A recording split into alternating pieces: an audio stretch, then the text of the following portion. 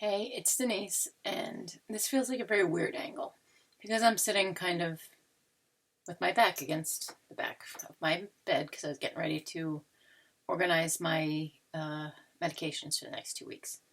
I use, pillow organizers. That way I only have to dig through uh, the bag of pills to find them once a week and just set up the 2 weeks instead of every single time. Well, in the morning I only take one thing, but at night I take four things. So it's annoying to have to dig through the bag and find them each time. I find it much easier to just do that. Um, God, that was I sure when I review this, I'm gonna love that angle. Yeah, the turkey neck. It runs in the family. Plus, having lost the weight, I just brought it on like 20 years earlier. So, what can I tell you? It's social distancing, self quarantining.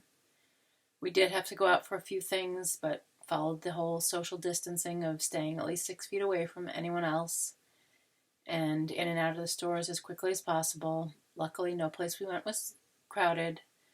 We're following those guidelines of if it looks too crowded, don't go in. We went to Home Depot, which was a pretty low crowd kind of place. Basically, you might be like, okay, not high on most people's priority. Denise, why did you go to Home Depot? I went there because I think, and I'm not saying this to be alarmist, I'm just saying this in a way, it's positive, and in a way it could be taken as negative. So I guess you could look at it either way. But the fact is, spring will come, regardless of what's going on with COVID-19. Spring will come, and then summer will come. Maybe we'll all still be stuck in our houses, and maybe we won't. I hadn't really planned on gardening much this year because I'm single, which I had been in a 4-year relationship up until the fall of this past year. And because of my disability, I really can't lift heavy stuff. I can't really, my balance sucks. So if I can't stand on my toes. That's like a joke to see me try to do that. So I had a beautiful trellised, like arched trellis garden. If you're familiar with cattle panels, they're, I believe, 16 or 18 feet long. These wire panels that have about the square, they're pretty heavy duty gauge, as the name cattle panel would imply. They're used as to sort of makeshift fencing for cattle. So they're 4 feet high if you were using them as fencing. The way I'm using them, they're 4 feet wide and then they're like really long. Like I said, like I think they're about 16 feet long. I want to say because you stick a fence post on either side. About I think mine were about 3.5, 4 feet apart, and then you attach the cattle panel to the post, make an arch, and attach the other end, and now you've got this beautiful arched trellis to grow. Let your vining plants, your peas, your beans, your cucumbers. I grew a spaghetti squash on them. So I had 4 of those last year. But before my ex departed, I had him take it down and store the panels against the back of the house because there would be no way that I could garden this summer by myself. And I had just kind of, accepted that I'm not going to be gardening. But in light of my outdoor soul did not like the idea that my hands wouldn't be in the dirt and I wouldn't be out there playing with the plants, because that really does, like how church or synagogue or mosque or temple or wherever you may go for your spiritual, refill, for sort of lack of a better term to cover everybody. For me, nature is what keeps my soul happy. And like they say, gardening is just a grown-up's excuse to play in the dirt. And it's kind of true. I am happy when I am taking care of my plants. But as far as the heavy lifting of, carrying buckets of water out and stuff, I can't do any of that. So yeah, the big garden is not happening this summer. But if we're going to be stuck in the house for months, I decided I do have quite a few large containers because I didn't plant my plants in the ground last year. I planted them in large containers and let them grow from the containers up the trellis because the landlord was okay with me doing that, but understandably he did not want me. I rent an apartment, which is basically the majority of an old farmhouse. It's an upstairs and a downstairs, but technically I don't have any yard. If you have an apartment, technically you don't rent the yard. So, but my landlord was cool about it, and I promised him he'd love it, and I did put plenty of flowers and things that makes it beautiful, but also are practical because you want to attract pollinators to your garden. And having flowers and stuff there will get you a lot more pollinators than if you only put your vegetable plants, which only bloom, right when they need to be pollinated. And you want your pollinators to have your garden sort of on their, on their daily list of places they like to go before the things that need pollinating start blooming. So it's a good idea to put some flowers. And, if you're a gardener, you know that certain flowers also help keep deer away or keep rabbits or keep certain types of bugs. So it's just a good thing. And it makes it beautiful. So, to me that's an element too. Yes, growing your own veggies is nice, but it should also be beautiful and it should make you happy to spend time in it. So, if we're going to be stuck here, I'm going to do some container gardening. My son will help me as far as carrying the water and stuff out. He is like 17 and a half. I also feel like, and this is a part where I'm saying, like, I'm not saying this to be scary, but they don't anticipate any food supply problems. They do not anticipate food shortages. This is what they're saying at this time. Of course, we have also not really been hit yet. Within the next couple of weeks, I think we're going to see stuff unwind. Hopefully we're all doing the smart thing and basically staying home. I just went out and did this quick shopping today, and I will be home. Me and my son will be home the rest of the night. No reason for us to be anywhere tomorrow either. The school district had called today to say that they were open. They're having the school building open for a certain number of hours, and that's to allow the students to come and get any personal possessions, like out of their locker or whatever. Luckily, my son does not use his locker and carries everything in his backpack that he carries around all day because he said that his locker is so far away from most of his classes that there would never be time to go to the locker between classes without making yourself late for the next class. So he just accepted the fact early on that he just had to carry the, I always joke it's the 500-pound backpack. He just carries it around with him all day. So, in a way, that turned out to be good because we don't have to go to the school. And in the message, they did say, as you're pulling in, if it looks like it's crowded, could you try it later? They're trying, the whole point, obviously, of closing the school was not to have people congregating. So, that's why they kind of made it all day so that hopefully people would kind of trickle in to get their stuff. They also made it that only kindergarten to fifth graders, that a parent can go in with them. By sixth grade, they expect the kid to know how to go into their own locker and get their stuff. If I haven't mentioned before, my town is small, and it's not even just my town. The school district here, North Warren Central School District, as the name implies, Warren is our county. So it's the northern end of Warren County. Our town and I think two other towns use this school. And within one building is kindergarten to 12th grade. Now, granted, it's a really big building, so don't be picturing Little House on the Prairie, one-room schoolhouse. We're not talking that kind of a setup. But, and the place is like a rat maze. I don't know how the kids find their way around. Obviously, much better sense of direction than I. But yeah, the teachers have started. Yesterday was the first day that school was closed.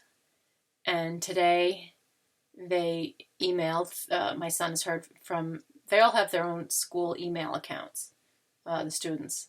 So my son has heard from 3 of his teachers so far that by tomorrow they will have curriculum up online. And they're trying to not let this closure time be wasted time. I was also really impressed because I know that, I live up in the sticks, like I've mentioned. If this is your first time watching one of my videos, welcome to my channel. I don't usually sit sideways and talk like this. I do usually sit on my bed and talk to you because I do most of my videos on my computer. And I have no editing skills, so kind of if I make a mistake, you're stuck seeing it because I don't edit. My best friend used to edit videos professionally. I told him I need some skills. I need some skills, Sal. I don't need to learn, obviously, to the level that he knows, but right now I'm in no position. Oh my God, if you know all the favors that Sal did for me over the last 3 weeks, my head looks so big from this angle because you can't see that.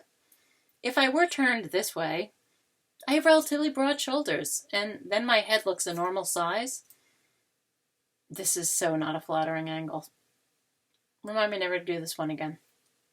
I was actually trying to be practical, and it was like, oh, I've got stuff in reach if I'm sitting this way, and let's just kind of all talk about what we're doing to keep ourselves busy. But I digress. The school district, when they called yesterday, the very first day that school's closed, the principal called personally, not like one of those, robocalls, and asked me if my son and I had internet and a computer. And I said yes, and that he has his own computer. And he said, okay, because if he didn't, the school's lending tablets, or laptops to any family that doesn't have one.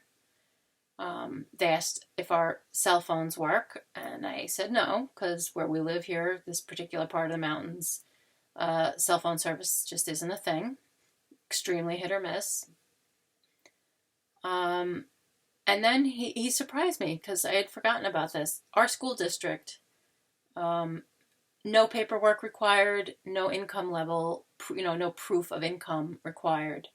Every single child in that school is offered free breakfast and lunch every day, which I think is fantastic considering that this is a poor area. The mean income here is pretty low. You have families that are financially, having a rough time. Employment is not easy to find here, except in the summer. We're above Lake George, which some people have heard of if you've vacationed. It's a big vacation spot, so you may have vacationed there especially if you live in the Northeast. But so basically, there's a big summer tourist economy, but the rest of the year it's almost impossible to find full-time employment. And the stores know it. They know they've got, 20 people lining up for every job. So they make nobody full-time. They give nobody benefits, no paid time off, no health insurance, no nothing. And people are happy to be getting $10 an hour jobs. I'm not talking kids. I'm talking adults who are supporting their family are getting $10 an hour jobs. This is not a well-to-do community. So the principal asked me, did we depend upon the free breakfast and lunch program because they're still providing it? And before he could get into the details, I didn't know if it was going to be like a drive-through thing or a pickup location thing or, I said to him that no, we didn't require that. We were set as far as having enough food. And then he surprised me because he said, do you have any younger kids at home? Because even if they're not in school yet, we would provide a meal for them too, which I thought was pretty awesome. The fact of the matter is that no, I do not have younger kids at home. My kids are 22 and 17, so Patrick is my youngest. But I thought it was really awesome that they know the hardship that people are going through right now, and that they're offering, meals for your younger kids who, technically your kids who aren't in school yet are not the school district's problem. And yet they were offering the free breakfast and lunch for children who weren't even in school yet to families who need it. And I thought that on the very first day that school was closed, that they already had their act together. People can say what they want about living in the sticks, but the big city school districts do not have it together like that yet. Most of them don't. I know they're trying, and I know they are all aware that a lot of kids, especially New York City is what comes to my mind, because my parents grew up in Brooklyn, and I grew up in the suburbs of New York, like less than an hour from Manhattan.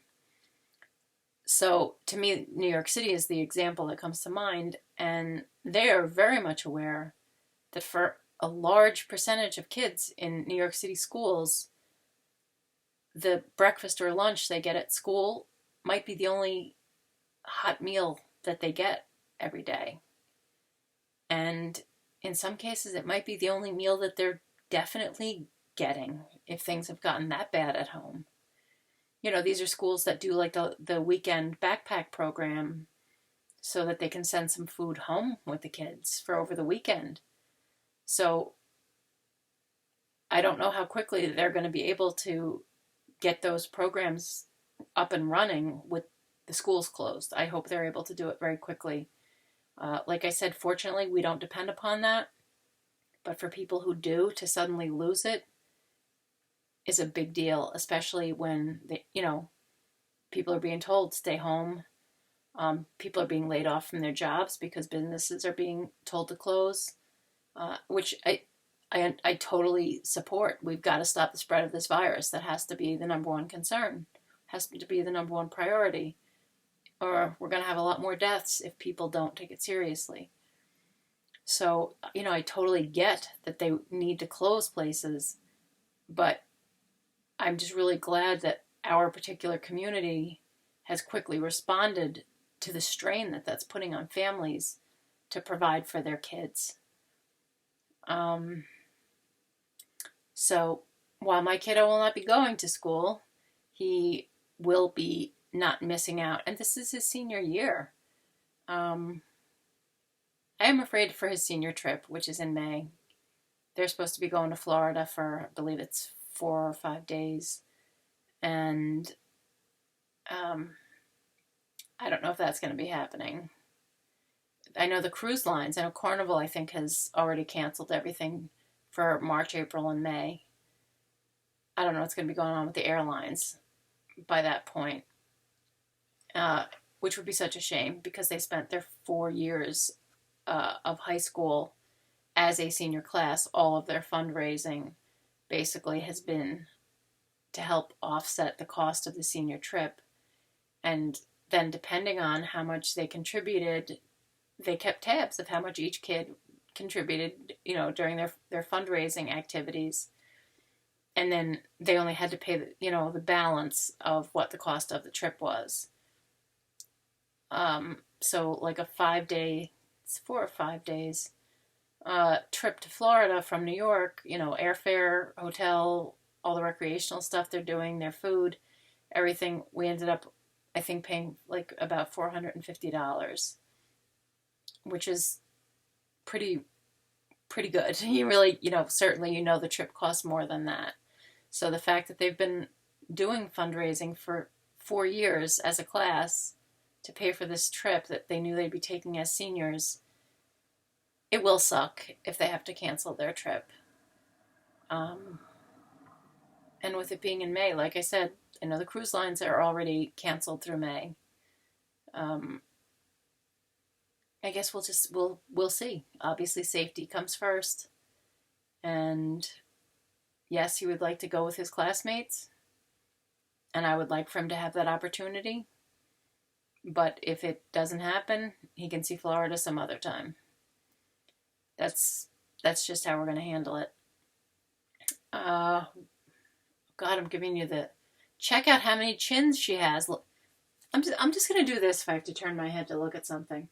God, you lose 110 pounds, you think you'd be less self-conscious. I need to work on that.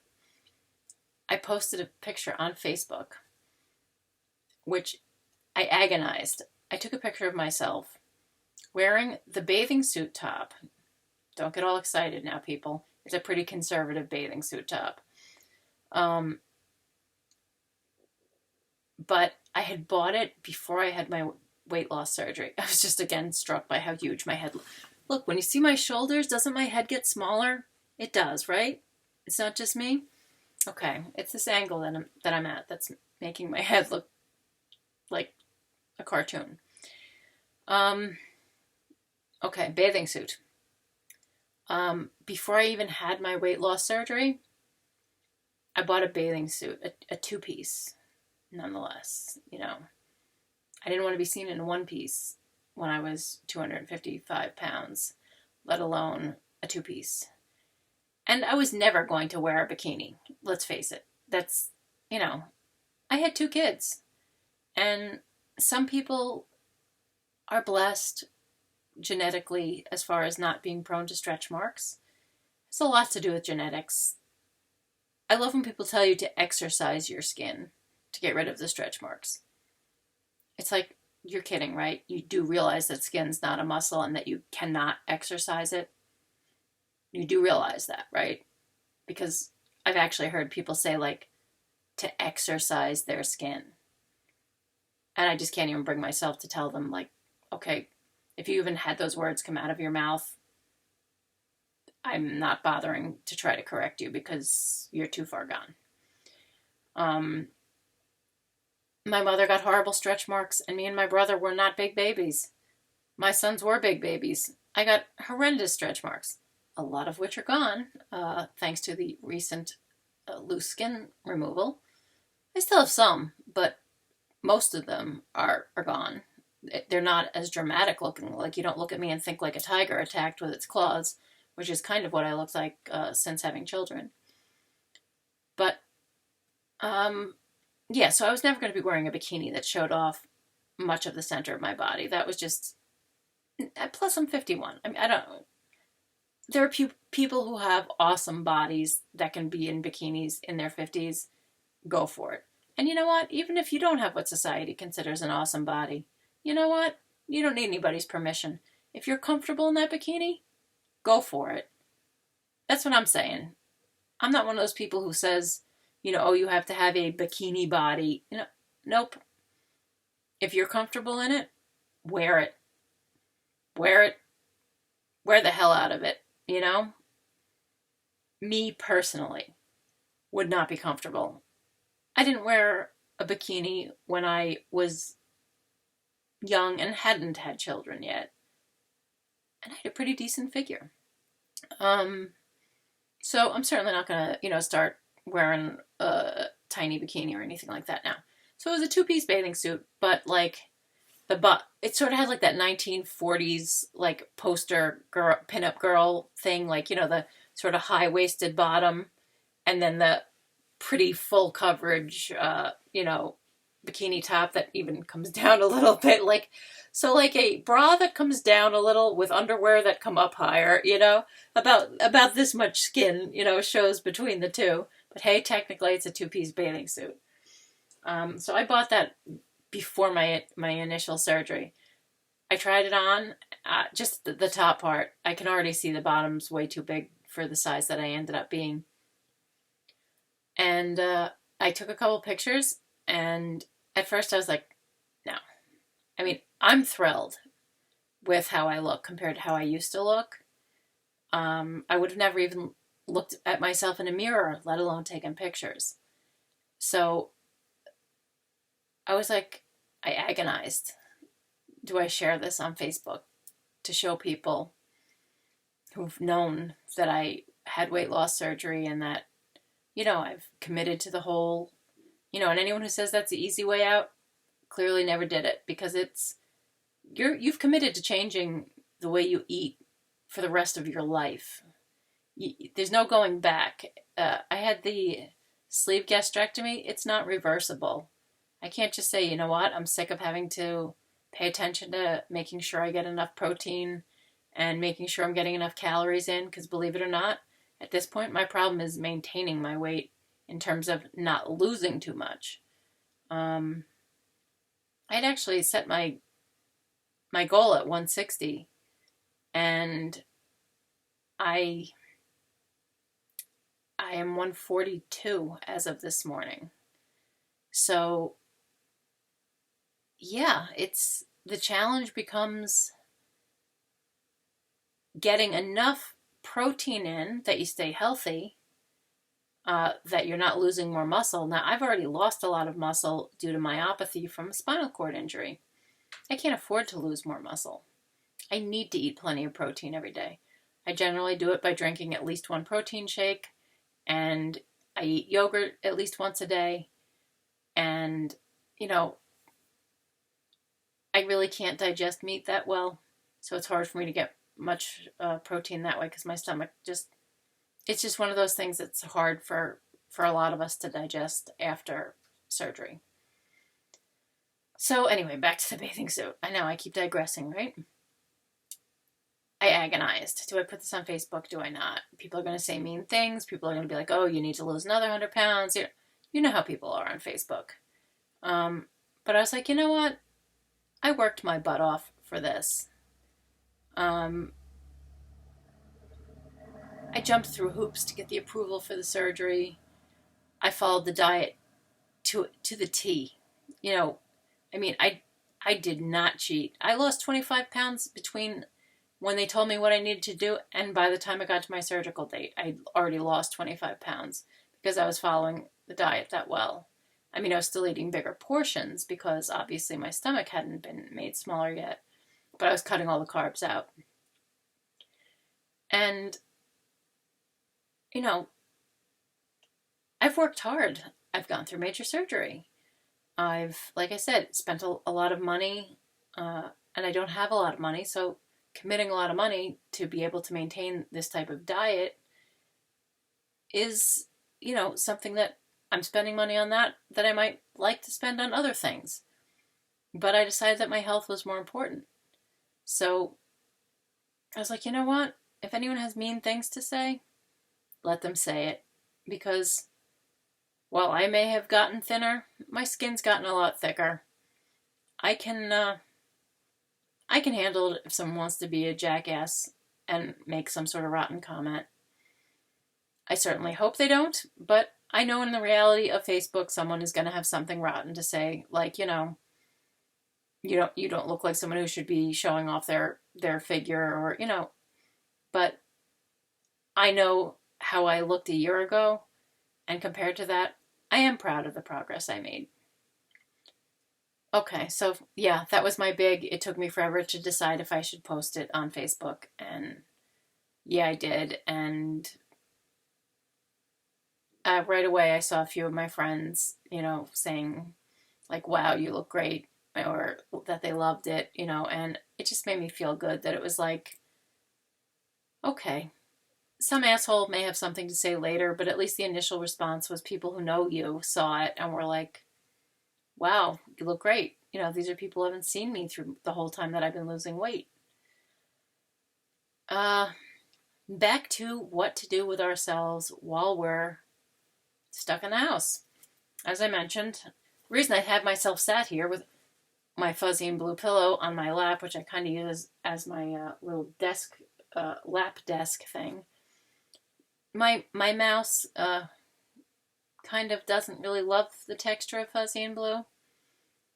It seems to like the comforter better. I don't know. So, yeah, I have 2 of these to fill. While we were out, I did get, I've journaled on and off. I'm a bad journaler. There have been long times where I've gone without doing it. Of course, it ended up not mattering because most of my journals burnt to a crisp when my house burnt down. But I journaled from the time I started journaling when I was 19. And I do think it's a great thing to do. I think it's a great way to get things off your chest without putting them out in a public forum. Especially if like you're angry at someone and you want to write what a blah blah blah blah blah you think they are because they just did something really inconsiderate or hurtful or whatever, and you just kind of need to vent. Because to me, like, your journal is sacred. Your journal is not meant for anyone else to pick up and read, whether you call it a journal, a diary, whatever. You should never read someone else's journal or diary unless they give you, like, here's permission to read this passage that I wrote because it's, I think it's relevant to you. No, just because you found it or they trust you enough that they leave it lying around in your house or when you're at their house, that does not mean you should be touching it or reading it. But having said that, I do journal, and I can't find. I bought myself a new Next journal. I can't find my current journal. I was away from home for 3 weeks. I thought I had it with me, but when I got home and unpacked, I didn't find it in any of my bags. And I was feeling too crappy while I was away. I mean, I was there expecting to have abdominal surgery, which I had. And then unexpectedly, I had my retina detach. And ended up having 2 eye surgeries over the course of less than a week. So, yeah, it really wasn't up to much writing while I was away. So today, while I was up at Walgreens getting some medicine type stuff, I bought 2 new journals. And you might say, Denise, they look pretty much the same. Why didn't you just buy one? Well, if they were the same and it was just a matter of the color, then I probably would have gone with the one that says Thoughts and Ideas, the black and white one. The black and white one is a regular, just, has lines on it for writing journal, which is what I usually always have. Oh, besides the one I'm currently writing in that I can't find, I already bought my next one, which is this gorgeous green leather-bound one that has the little padlock on it. That's the one I was going to be using next. I can't find that either. And that's annoying me because I would have sworn that it's been sitting in the same place on a shelf that you can't see. That's over there. But that it's been sitting there for it's got to be 6 months since I bought it. And I don't remember moving it from there. But when I went looking for it yesterday and again today, I couldn't find it. So when I saw these, I was like, all right. And this one was 3-in-1 journal. And I was like, okay, you've piqued my curiosity. What makes you a 3-in-1 journal?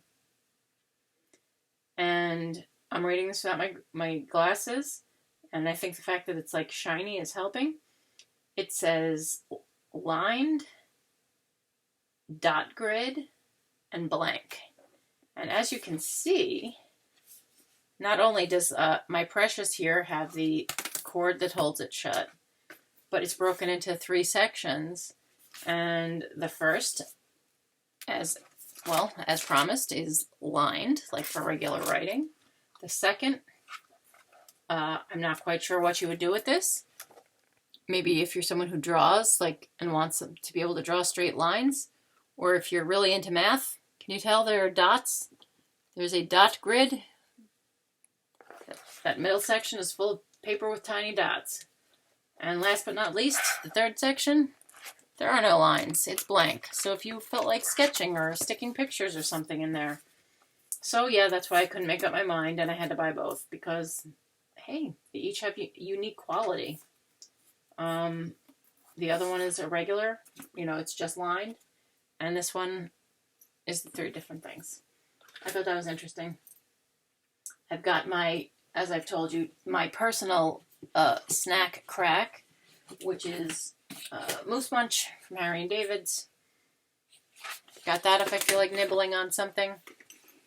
And yeah, you're someone who lost all this weight and you're worried about, even nibbling on crap like this. If I didn't, I'd be losing even more weight. And I don't want to lose any more weight. I had my loose skin removed. I don't want to, and my freaking bones are sticking out. I don't want to be bony. That was never my intention. I just wanted to feel more like the old me. The old me was always curvy, I I have no desire to be skinny.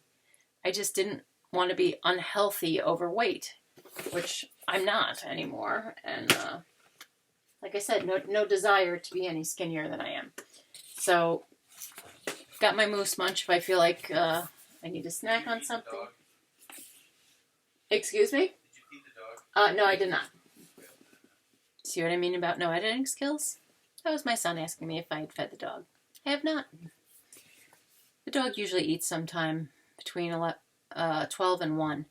We were out running errands. And Patrick just took a shower. So he didn't know if I had fed the dog. And no, when we got in after running errands, my abdomen was feeling...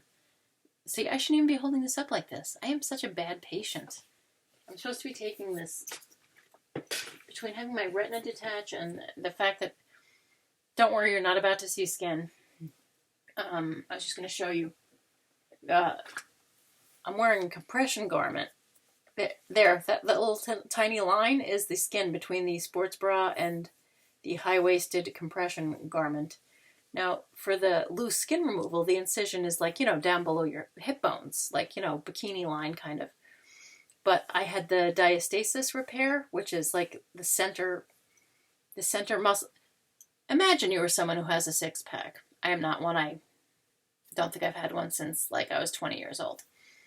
But, you have to have that middle line. And then, of course, the lines that go off to make the six. Well, my middle line pulled apart while I was pregnant with my darling downstairs, who was 17. And so ever since then, I've just dealt with that my stomach bulged out in a strange way. And you are more prone to a hernia. So that was repaired while they had me cut wide open anyway, that was repaired. So I have a middle line again like everybody else. Yay. There's zero muscle definition because, of course, I haven't been exercising. And right now, I've got a strict 2 months of I'm not even supposed to be really lifting anything that weighs more than a pound or two. And the compression thing does help. I was actually going to do a whole video on that. I'll do a review. I'll show you the brand that I bought and stuff. That'll be like a 10-minute video. But essentially, it's high-waisted, so because the diastasis is like up your upper abs, kind of. And the compression is comfortable. And I went for the ones that are the high waist and like mid-thigh shorts. So it's, it's sort of like, imagine underwear that come almost up to your bra and are shorts. I personally wear them over underwear because, I want to get more than 1 day's use out of it between having to wash it. I don't want it to wear out too quickly. I bought 2 of them. I got a black one and a beige one. Beige one is still in its package. So when I do the review of them and, I'll show them to you and show you where I got them from and stuff. But that's what I'm doing as far as a compression garment. That thing they give you in the hospital, the abdominal binder that wraps around you like a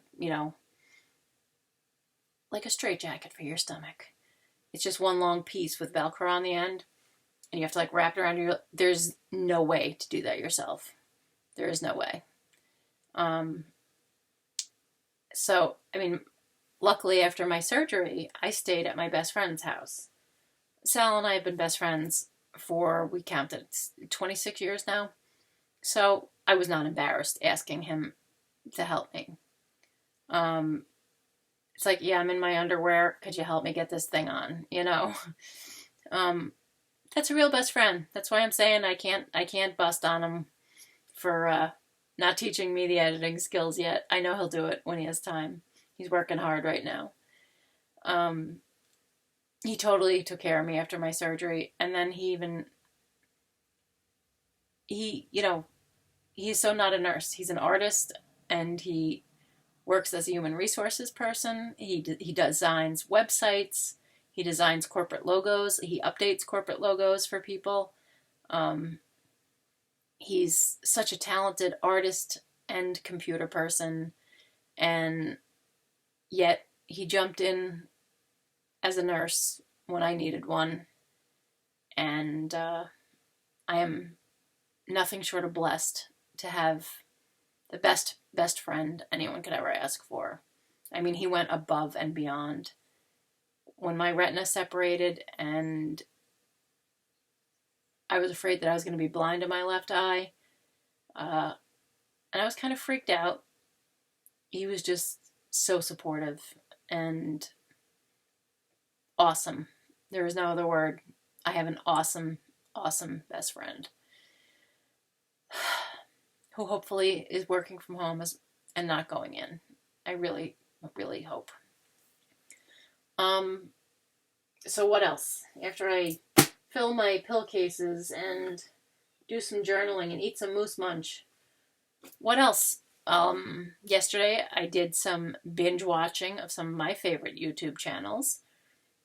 That includes Townsend's. They do 18th century, usually cooking, occasionally other topics, but usually cooking. And I'm not someone who's really, I'm more interested in like the more ancient history. So when I stumbled upon them sort of by accident, it was just like, oh, okay, I like cooking videos in general, so watching someone do it with like the primitive kind of cooking over an open fire as opposed to, in a modern kitchen, that just kind of caught my attention. I watched a few. You get hooked. First of all, John Townsend, it's his channel. His enthusiasm for the subject is contagious. So even if you're not a history buff from the, for that particular period of history, the 1700s, watch a few episodes and you'll be hooked. So that isn't a channel that I would have expected to love, and yet I absolutely love them. And every Friday at 4 o'clock, I think that's Eastern's time. It's either Eastern or whatever the next one is. Isn't that bad of me? I'm Eastern, so of course I know Eastern. What's next? Central? Mountain? Central. Yeah, Central, then Mountain. Then Pacific? How many time zones do we have? Geography's not my thing, obviously. Just showed that, didn't I? Anyway, so binge watched Townsend's. Binge watched Food Wishes because Chef John is just awesome. Again, cooking. He does modern cooking. And he is a professionally trained chef. But he tries to make it funny and lighthearted while you're learning that you can actually cook these things. People make suggestions to him of recipes they'd like to see, from some kind of basic things, but of course he doesn't make them boring, to, like really exotic stuff. So I figure if I'm going to be stuck in the house, I have plenty of stuff in the freezer as far as like raw ingredients to work with. So why be bored? Binge watch some Food Wishes and come up with some recipes. Even if I'm a little bit of a coward and there's no way I would put as much spices in things as he does. I am a total wimp. I do not eat anything. Black pepper is about as spicy as I get. And he puts cayenne in everything. I'm just going to tell you, he likes to put cayenne in pretty much everything, unless it's like dessert. If he could get away with putting it in there, he probably would. He probably has desserts that have it in there. But I always feel like if you're someone who doesn't like it, you can just leave it out. So I watched Food Wishes, Townsend's, Freakin' Frugal. I absolutely love them. Amy and Dwayne are hysterical, aka Frugal Mommy and Frugal Daddy. And no, it's not a weird thing between them. It's because they do have young children still. And if you're a parent, when your little kids are around, it's like you refer to each other as, oh, give that to Daddy or give that to Mommy, So it's that. Amy went to the trouble of explaining that in a video one day because someone asked her, was it some sort of weird sexual thing that they called each other Mommy and Daddy? Icky question there. But she was like, no, people, it's because we have young children in the house still. They're great. They do all sorts of frugality, money-saving stuff. They do dumpster diving hauls. They donate so much to charity. They will dumpster dive and find clothes, perfectly good clothes, and she'll take them home and wash them and donate them to like the women's shelter near them, or you know, food they find that's, you know, perfectly good, they'll donate to a food pantry or soup kitchen near them. They're really generous people, and they're very environmentally conscious about keeping stuff out of landfills that doesn't belong in landfills. It belongs being donated by these companies instead of being thrown in their dumpsters. And that's one of the things they're trying to educate people about. Even now, with people panic shopping, trying to find food and other necessities, stores are still filling their dumpsters with perfectly good stuff. It's a shame. It really is a shame. But that's the reality of corporate greed. Even though there's a pandemic and people are, afraid there won't be enough food, or are being price gouged to get toilet paper and hand sanitizer and, any just regular cleaning products that the price has doubled on. You think these stores could give away the stuff that's past its date? Those dates are not really, they don't have any meaning. The only thing the government requires has a sell-by date is baby food and infant formula. That's it. The rest of it, it's basically just there to get you to throw it out and buy a new one. It's made us all not trust our common sense that you can't tell when a loaf of bread has started to go moldy. Of course you can. But people will throw it away because the date on the bag says it isn't any good. And it's like, what's wrong with you? You can't see that some cheese has started to go moldy? Of course you can. You can't tell that your vegetables and fruit have gotten past their prime. Come on, people. And canned goods will still be there with the cockroaches after the nuclear fallout. Properly canned goods are good for years and years. To throw it out like it was good yesterday, but today because the date came, you think it isn't any good? That's crazy. Crazy waste of food. But again, corporate greed is what it is. Off my soapbox. I realize I got up there. But I feel strongly about that. We're destroying the planet, filling landfills with stuff that's still useful in terms of household goods and food when there are people who are going without food. It shouldn't happen. The more of us who are aware and who work against it, go veganism, the more we can try to help the planet and our fellow people. So, no, I will not be dumpster diving. Yeah, can you see me? I can barely pick up a pocketbook. Just see me climbing. Watch Freakin' Frugal if you want to see a very fit woman in her 50s who can climb like a teenager in and out of a dumpster. You go, Amy. I'm not up for that right now, thank you. Who else? Who else did I watch? Roots and Refuge Farm. If you've watched them, Jess and her husband Maya, they're super fun. They're homesteaders. They have a farm. They have a big family. I think I'm going to get this wrong, and I've been watching them for like 2 years. Four or five kids, I think it's 4 or 5. But they do lots of gardening, mostly home improvement. They're very big on resourcing and reusing materials. Like this past summer, Maya built a window greenhouse that Jess is doing some videos in, quite a few of her videos in over the end of the winter and the beginning of it's already spring for them. They're somewhere way farther south than me. They're like, I want to say Midwest maybe, but it's gotten much hotter, probably more southern even than that.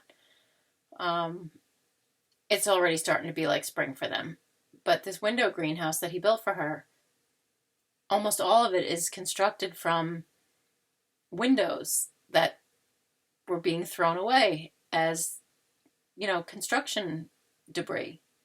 So most of it was stuff they got either free or cheap. And he built this beautiful little, it looks almost like a cottage out of like a storybook greenhouse out of all this recycled material, which I think is awesome. And Jess sometimes does devotional videos as well. So if you don't want to hear, she's not shoving her religion in your face. If that were the case, I wouldn't watch them. I personally am not Christian. I follow a different path. But I respect everyone's faith as long as you're not preaching hate. I don't believe him, her, it, whatever you call the divine. I don't believe it wants us to hate or hurt each other. And to me, you can believe things that I find very unbelievable, but as long as your religion doesn't tell you to hurt other people, oppress other people, and that includes the oppression of women and children, I do not respect that. I do not respect that it's okay for someone to put their hands on someone in anger. I was raised that way, that you don't put your hands on someone in anger. I raised my kids that way. And so the whole thing about people thinking, God said it's all right to beat your wife and kids. No, it's not okay to beat your wife and kids in the name of religion. So, and it's certainly not okay to be racist in the name of religion. But Jess is very Christian. And again, I don't feel like she's shoving it down your throat. She's not trying to tell you to be Christian. But she's very, she speaks openly about her faith. And I have no problem with that whatsoever, because the way she does it is so not putting down anyone else. So even her devotionals can be very interesting. The video, and if it's a devotional, right in the title, it will say devotional. So that's what it is. But yeah, Roots and Refuge. The rest of their videos, like I said, are about homesteading, basically, gardening. She has chickens, she has goats, she has alpacas. Trying to think, what else does she have? She has pigs, dogs and cats. So yeah, just really fun, interesting, informative. I think of her as like the tomato lady. Jess grows more varieties of tomatoes than I've ever seen in my life. So they're fun to watch if you just want some sort of relaxing videos. Let's see, the Try Guys, who I love. I pretty much have watched all their videos. They actually, yesterday I watched their video that they were closing their office because they're doing the socially responsible thing. They were closing their office, and, excuse me while I scratch my lip. That area above your lip. Like my Cupid's bow area above my lip. And yes, I have hand sanitized since coming back in twice. I accidentally hand sanitized, like in the way that you shouldn't. Like I was holding things and Lysoling them before putting them down in my house. And so my poor hand got like Lysoled, which I washed off because of course that's not good for your skin. So yeah, Try Guys shared that they are doing what the CDC is saying. They closed down their office. One employee will continue to use the office to upload the videos that they are all gonna, they already have some videos that they've made that haven't been uploaded yet, and they're gonna each from their home continue to try to make content that's, that would be entertaining. And I thought that was, first of all, really cool and socially responsible of them to share the fact that they were doing that. And also, they made it fun. They made the video funny. And, they are very funny people. If you've never watched the Try Guys, check them out if you just need a laugh. And that's what I've been watching to keep busy. I have a couple audiobooks that I could listen to. I as I've mentioned a couple times, enjoy the Headspace app for meditation. I do that at least once a day.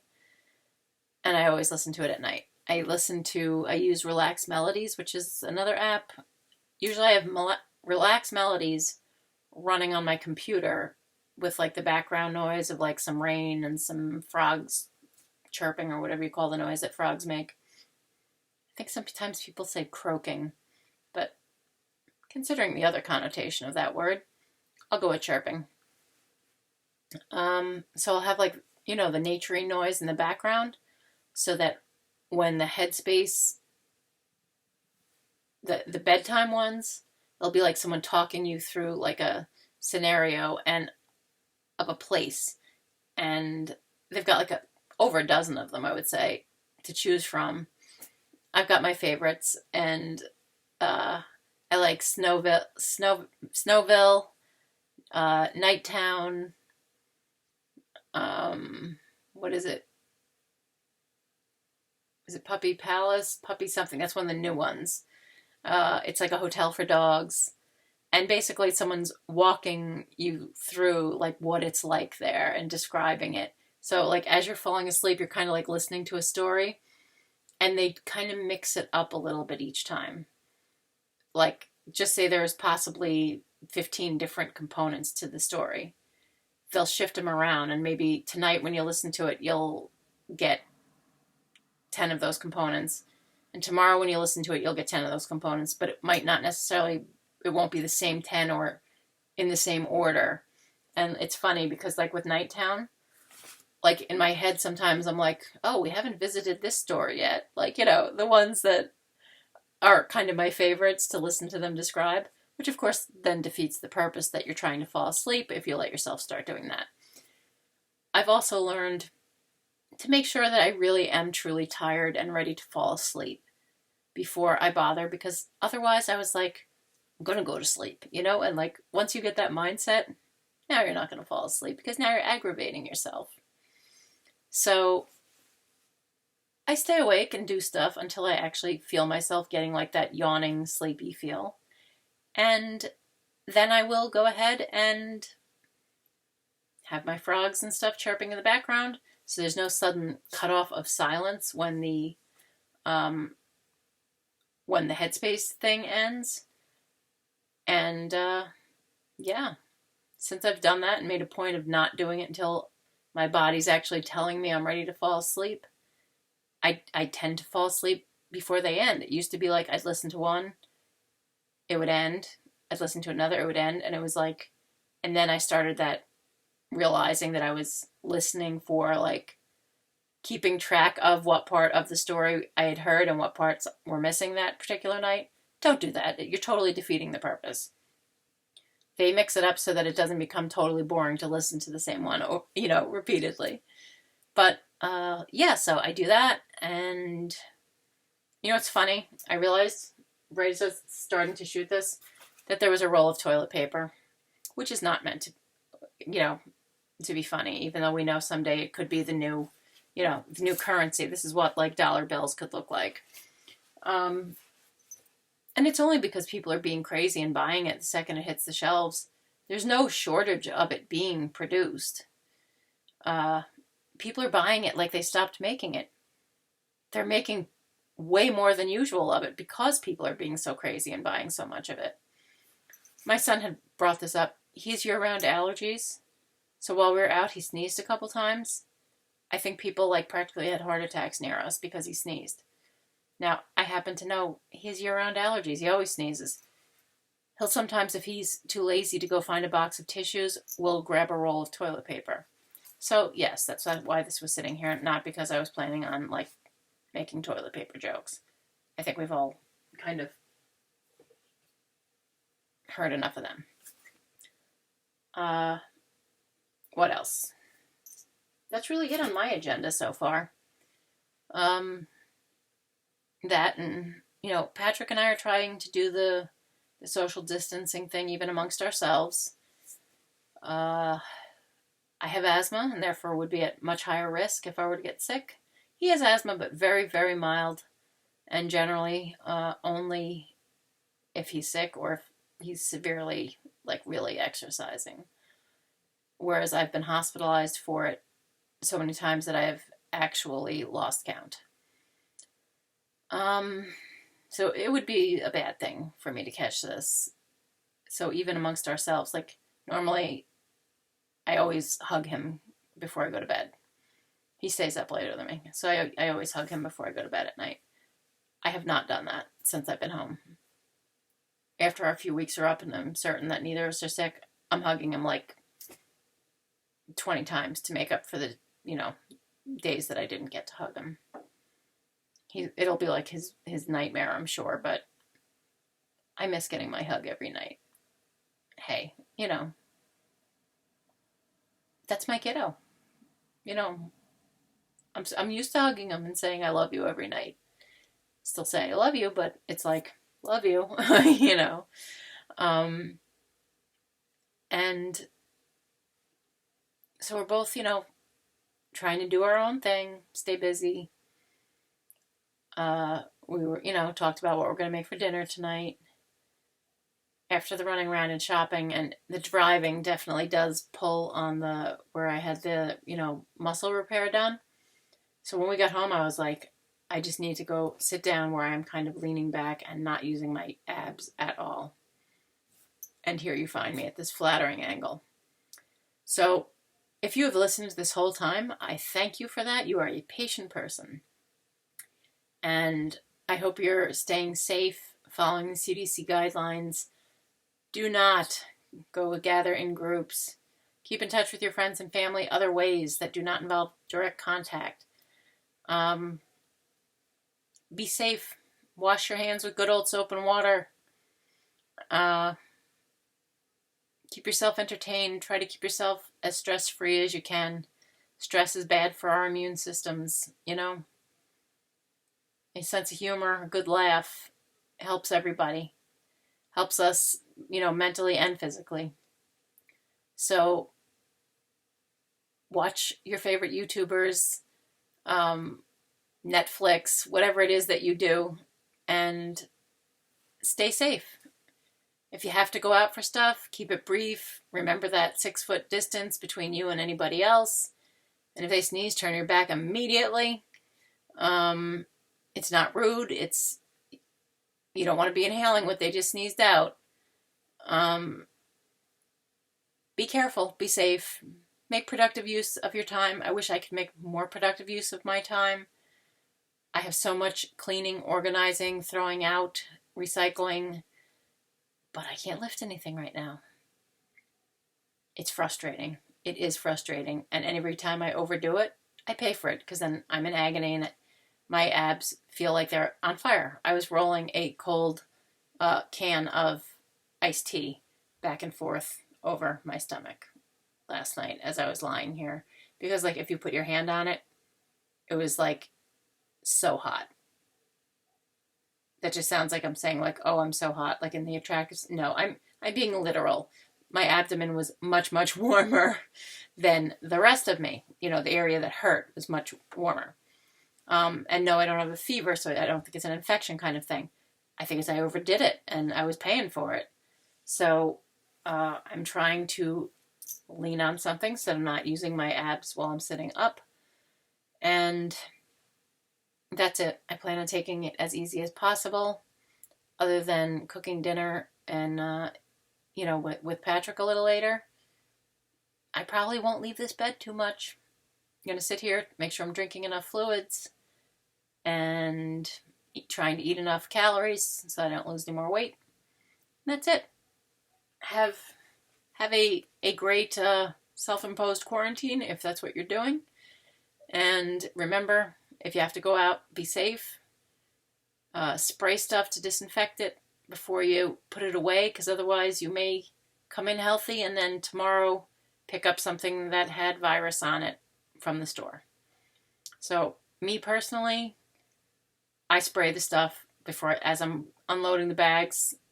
If it's canned goods and stuff, it gets Lysol'd before it gets put away. Because if I can make it to the, over 2 weeks and I'm not sick, I will consider myself very lucky to have missed it, especially because I was downstate where it's more prevalent. That's where I was for my surgery, and then my eye surgery was somewhere close to where there was a major outbreak going on. So I just feel like if I'm lucky enough that I haven't been exposed yet, I want to keep it that way. So anything I bring into my house gets Lysoled. Every time if we have to go out, when we come back in, our coats and our shoes get Lysoled. Um, we were wearing gloves while we were shopping. As we were getting home, the gloves came off and went in the garbage, and we washed our hands. We are trying to be extra careful. So you be careful too, and I will see you soon.